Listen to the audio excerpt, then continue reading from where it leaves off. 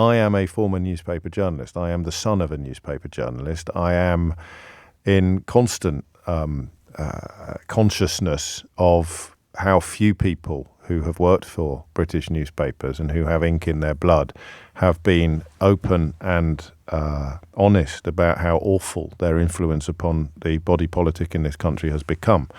You may, on occasion, have heard me mention Paul Dacre, for example, the editor-in-chief of the Daily Mail. And I'm not talking about phone hacking now. I'm talking about the disgusting treatment of people like Dominic Grieve, who is my guest on Full Disclosure this week and who shared a story with me that I hadn't been aware of about what the Daily Mail did to him during that little period when they were calling democratically elected MPs saboteurs who must be crushed, and they were calling High Court judges enemies of the people, and they were attacking academic freedom and all manner of essential platforms of British democracy and British values. So there aren't many of us who slag off British newspapers, and that there certainly aren't many who've got a book out at the moment that goes into a lot of detail about how awful those newspapers have been.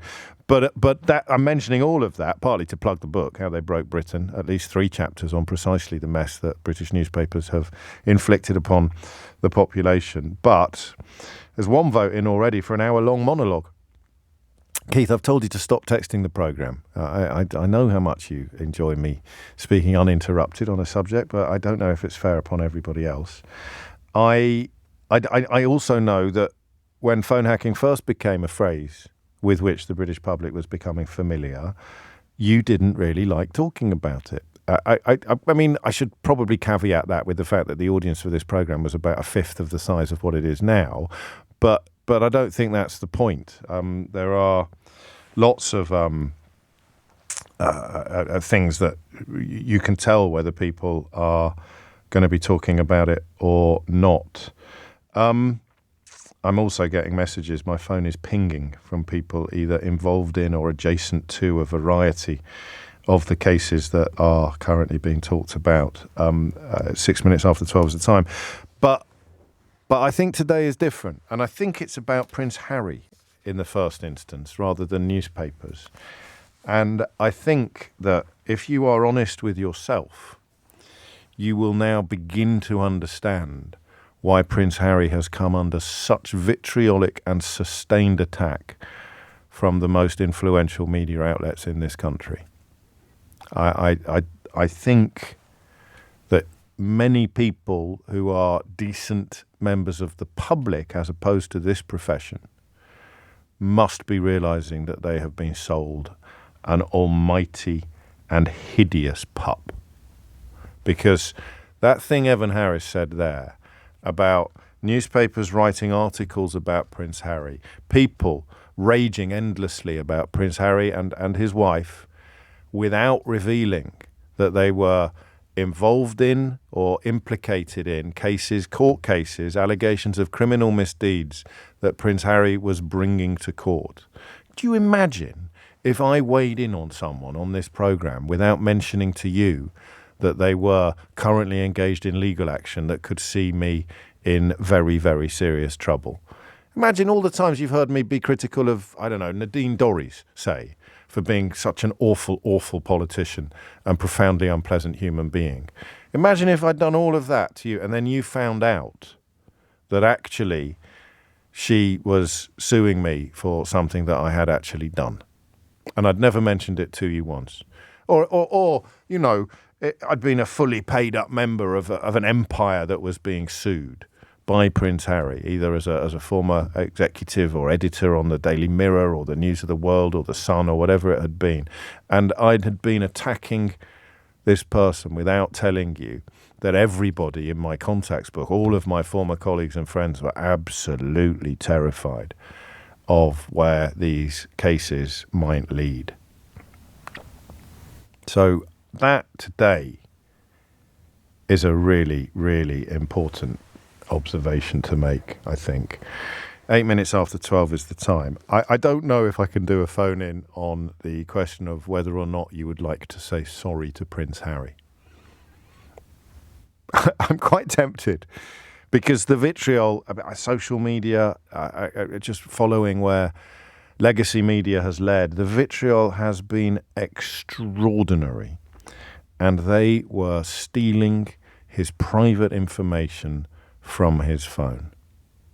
The Mirror Group, can't say that about any of the other organisations that he is still involved in legal action against. But it is absolutely extraordinary, this result. And I resisted the urge to go in hard when it first dropped because, as I said, I needed a little bit of guidance and a little bit of counsel on on how big a deal it actually was. But I just want you to pause for a minute and think about the reason why they have been so horrible to him. Just think about it, because we've done phone-ins on that. We did it with Gary Lineker last week.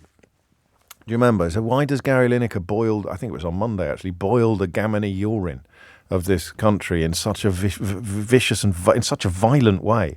Why does Gary Lineker annoy people so much? And the answer is very, very simply that he's a bloke with decent opinions, compassionate, humanitarian opinions that the right-wing media has successfully squeezed out of the public space almost completely.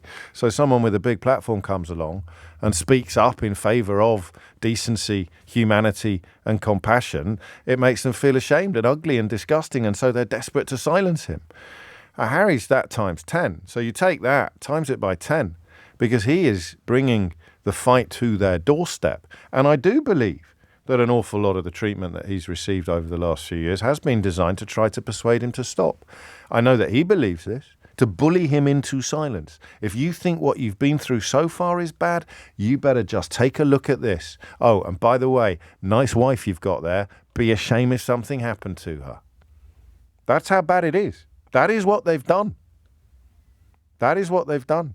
They have sought to dissuade him from pursuing these legal actions by showing him that things can get even worse than they were when, in the case of Mirror Group newspapers and allegedly other organisations, they were hacking his phone on a regular basis, stealing his private information.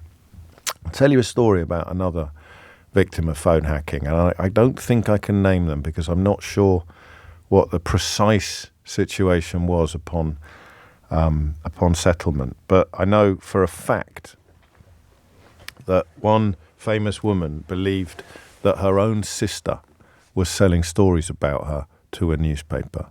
And the reason why she believed that her own sister was selling stories about her to a newspaper was that a newspaper published a story that only her sister knew about. Now, these were sisters who were tight and who were close, and it sent this famous woman, it almost sent her mad. Imagine that. Think of someone you really trust and love. Go on. Just think of them. Oh, that's sweet, Keith. Think of someone you really love and trust, okay? And you told them something, and you knew that you hadn't told anybody else. And then they left a message on your phone about it, because they'd found out something or they had some useful advice for you, and they were getting on a plane or you didn't pick up or whatever it may have been. You left a message on their phone referencing this revelation, this deep, deep secret, this deep personal secret that you had spoken to nobody else about. And then you get a call from your agent or your publicist to say, I don't know how, but the Daily Bugle have got hold of a story, or they've just called me up to ask about a story that even your publicist didn't know about. That's how secret it was. You hadn't even given your publicist, this is how the industry works, you hadn't even given your publicist a heads up about something that you really didn't want to come out. Say a pregnancy, for example, or something like that. Even your publicist didn't know. So you cut your sister out of your life. You turned on your sister. What does the mum do? What do mum and dad do? When one daughter swears blind that the only way this story could have found its way into the newspapers was if my own sister betrayed me, and the other daughter swears blind that she would never in a million years tell a soul. But you've got Occam's razor kicking in. You've got the Sherlock Holmes principle, haven't you? There is the impossible has been eliminated, and whatever you are left with, however improbable, must be the truth. Unless there's something that wouldn't have crossed anybody's mind at all. because outside of Fleet Street, nobody knew about phone hacking. And so those sisters remained estranged. And at loggerheads, that family remained fractured until the truth emerged, until the reality of phone hacking began to be reported, and until people were contacted privately to be told by lawyers and police officers, in some cases, that their phones had been hacked. And another story I have for you, which is absolutely breathtaking. And it involves a famous woman being spotted coming out of a gynecology clinic on Harley Street. This isn't phone hacking. This is another practice by which people unlawfully get hold of information. And that meant that to the person who was following this famous person around, that meant that there was obviously a story with a gynecological dimension. And an hour or three after that famous woman had left that clinic, somebody claiming to be her rang the clinic and asked for details of the test. A complete flyer. Hi, it's James. It's James here. I was just wondering if you got the results of the test that I did earlier. Except it's not James. It's someone completely different. And they get the results of the test, and it was a pregnancy test for a pregnancy that famous person wanted to terminate. And they obviously didn't want anybody anywhere in the world to know that they were having a termination. And that ended up in the paper as well.